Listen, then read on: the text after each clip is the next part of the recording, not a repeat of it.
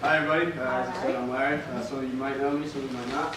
But so I'm an Eagle Scout, and I applied for this thing through NISA, which is the National Eagle Scout Association, to go down to Yasuni National Park in Ecuador.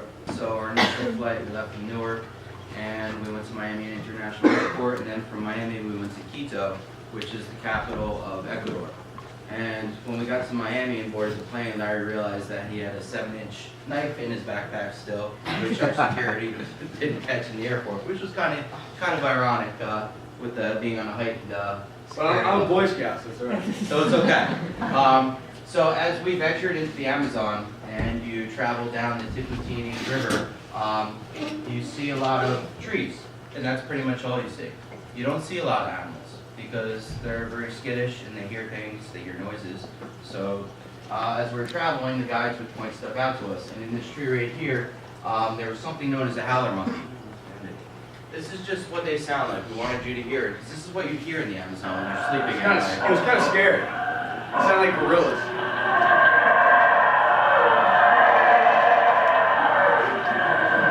They're very hard to see, but they're very loud. To be ear splitting, and their sound, owls can travel for miles. We actually, when you're real far away, it just sounds like wind, like blowing right by your house, like when it's really windy. And it's weird, because you think it's wind, but then you look out at a distance with binoculars or something, you see it way far out on top of the trees, just sitting there. And howling. Alright, so as I said, I'm an Eagle Scout.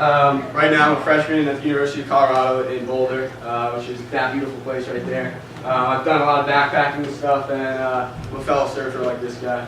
It's one of my favorite hobbies. So yeah, as he said, I brought him down. This was us swimming.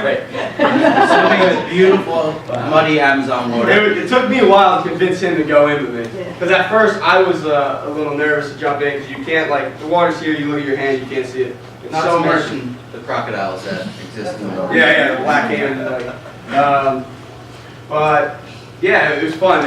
We eventually finally just started jumping in. They actually took us up the river, had us all jump in, and then we just floated back to the station. The current's tremendous in the Amazon, Yeah. because all the water that are in these rivers come from the mountains there. So all that melting snow just puts a tremendous amount of flow into the river. So the actual level of these rivers fluctuate between like 10 and 15 feet a day. So you go to bed one night and you wake up the next morning and the river may have dropped 15 feet. And then you wake up the next day and it's back up another 20 feet. So it's great. pretty intense. This is actually us in front of a huge tree. You can barely see the edge of it here, and then over here. That's it was huge. Yeah, that's not a cliff, that's a tree trunk. We actually went behind it and swung on vines like Tarzan went behind it, and then I went for like this really big swing, and The vine broke. yeah, right. And our guy just started laughing. But before we went into the Amazon, we flew into Quito, and we stayed here. We toured around this magnificent city. It's at the second highest capital in the world, 9,200 feet. And we stayed in a hostel with our friendly llama Paco, and our other friend who didn't speak any English. And that was interesting to. Yeah, I can't remember his name. You can't either. But they're very sustainable. So like, we stayed at this hostel, like Larry said. Yes, they had this guy Paco, but they also had chickens. You know, pretty much everything they ate came right from their property. They grew their own vegetables. We woke up, they fed us some kind of yogurt they made and some grain. That was our breakfast. Really good. So you ate whatever you could. All right. So this, we experienced this when we were in the city. We went to the equator, which just is me standing on the equator. My right foot's in the north, my left foot's in the south. This is the Coriolis effect. For some of you who aren't science-oriented, you might not know about it, but the northern hemisphere, where we are, when you take something and put it like water into this basin and you drain it, it's going to drain clockwise. So they were able to demonstrate this using a can of water by putting it in the northern hemisphere. Like by what, 5 feet? 5 feet. And then they put it on the equator and it drained straight down. And then they put it on the south like that much and it went counterclockwise. Yeah, so it'll actually spin in really opposite cool. directions. You can kind of see it in the pictures how it's spinning. That was the purpose of the leaves in there too, so you can actually see the direction. It was really cool to actually experience that, especially from learning on it. For those that are in age, I know I walked in today and they were just learning about the habit cells and all that stuff. So that's all Coriolis. Quito is surrounded by these 3 mountains. It supplies all water, and as I said, it's at 9,000 feet. So these things are around like 17 to 18,000 feet.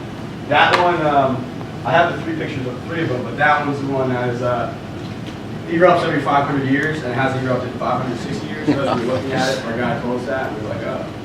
So it's overdue for an eruption. Yeah. And it's going to be... So we were just praying it didn't happen in those 7 days. 10 days. But then after an hour flight to a village over the Andes, a 2-hour boat ride down the Rio Napo, an hour and a half truck ride down an oil road, and then another, 2.5 hour boat ride down the Rio 15. We pulled up here. I slept like that whole ride. And I woke up to this. It was awesome. And we climbed up these stairs. We came from that way. I climbed these stairs and I turned around and we took these panoramas, and it was just beautiful. Now we're in Yosemite National Park, which is across the river. We're in the greater ecosystem of it. And if you want to get next slide. Where it's right out. So here's Colombia and Peru. Brazil. This is where we were. So we were pretty far in here. Coca, where we flew into, was, I think, right around here. So it took us 6 hours to get there. Yeah. So this just gives you a general idea of where in the world And it we were. rained the whole boat ride in. And they had a canopy on the boat, but you had to be in complete foul weather here because it just poured and you got wet. Yeah. It was, I thought that's what we were going to be experiencing for the next 10 days, 7 days. It was a little fun, but it didn't rain that much. So when we pulled up, we got here. That was actually the initial picture, and I think on the top left, and that was the head chef sitting on the dock fishing for dinner. Now, we were kind of good at understanding Spanish, but whenever this guy spoke to us, I never understood anything. He used to just grunt. Yeah. So he just made grunt sounds. It was really funny. It was kind of like entertaining talking to him. But, so we saw all these different things. And Chiquitini has 40 kilometers of all these different trails, which this is a map of all of them. So by the end of the 7 days we were there, we walked every single one, seeing all these different things. We saw a bunch of woolly monkeys, frogs. We went on night hikes.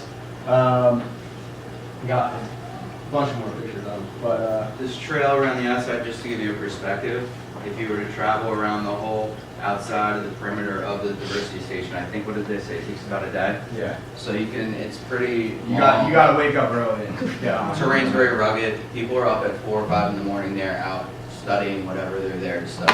And there's points when we were like, I remember when we were out around these parts, and there was a point when we were walking through mud that, like, we had knee-high boots, and my right foot was entirely soaked and filled with water by the time we walked out of it, because you had to, like, be really careful. And I was trying to watch their steps, our guides, and his in front of me, and I remember just stepping on a log and slipping off, and just my foot went under. And it's only just because of the rain, like, and it was a trail, so Yeah. that kind of was the bummer. The trails have to be pretty much recut every time someone's on them with machetes, so they're constantly trying to reshape the trails and keep up with them. It's a lot of maintenance. Yeah, our guy Frolon had a machete on him all the time. It's pretty cool. And he was like, I think he was probably around like 4 feet tall. Yeah. So it was like hard to see if you went too far ahead of you. And the thing is, like, we'd be walking. I remember numerous times, whoever was behind him, we'd be walking and just like walking, and then you just get hit with a spider web because he went right under it. So that numerous times, we'd be like, I don't want to be behind him. But there's these canopy towers too. They have 2 of them. We're on top of one of them. As we're on top of the other one, they said that recently the other one had fallen. Yeah. So it's kind of. They tended to tell us things as As scary you climb. as we were doing. As you climb it. But these were just on top of the canopies, as you can see, and you can see out everywhere. And from here is where we heard a lot of howler monkeys sounding like wind. It was pretty cool. How long did you think it took us to get up that? The first time we went up it took me a while. I remember I froze. I got to like one point. I was like, I can't do this anymore. I was like, well, I can't freeze here. Like, you gotta go up. And there's one time there's a tarantula on there. Yeah, there's a tarantula We turned right around. on the handle where you're supposed to grab to pull yourself up. And we were like way at the, almost at the top, and we turned around, didn't we? Yeah. We were like, no, we're not coming. But it was actually very high up, and you got winded due to the altitude and the moisture. It was pretty intense. And then there's also these catwalks that they had. There's a bunch of them like this, and actually on this side there's this ladder here, and you go up to like a little tree stand that you hook into. I was refusing to do it, but of course he's like, you know what I'm doing. So he climbs up and he gets to the top, and I'll never forget, you look down. Why did you let me do this? And sit there, and it was so fun. But yeah, it was really cool.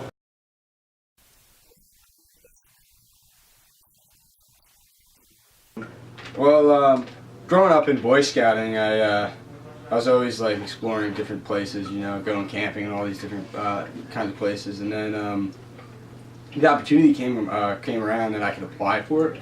So I was like, you know what, I'll give it a shot. I didn't think I was gonna get it, you know, being the only Eagle in the nation. But lo and behold, I found out I was selected, and had to write an essay, had to make a little video, and yeah, I ended up being selected, which was awesome, and it was just an amazing experience. And now since going there, it definitely makes me want to explore further.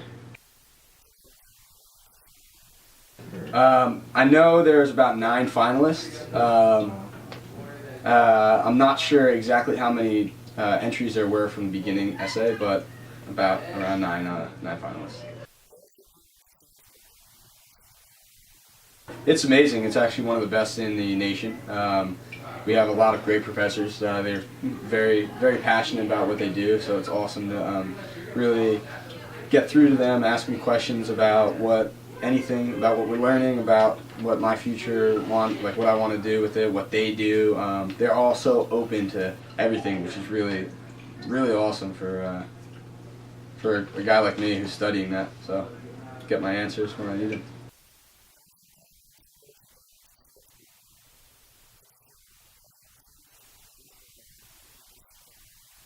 It was incredible.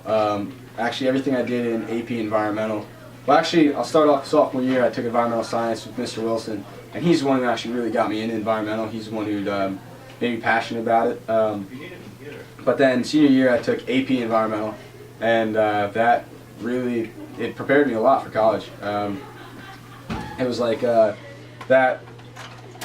My class this past semester, it was basically everything I did in AP Environmental last year, except a little bit more, but I was so prepared for it that it was so easy for me. And it was just awesome because we covered everything I did, except we just went a little more in depth in it, which was awesome. Work hard, just find your passion, you know, just really enjoy what you're doing. Even if it's not in environmental, just find something that you really like, follow it. Chase it, you know, don't give up. Work hard for it. This is the time to do it, you know, high school, college. It's time to learn, time to see everything, you know. Even if it's nothing like something, like let's say, well, me for example, I love environmental. Say an opportunity comes about to learn something about, I don't know, history. I love it. I just take every opportunity I can get to learn anything I can. It helps.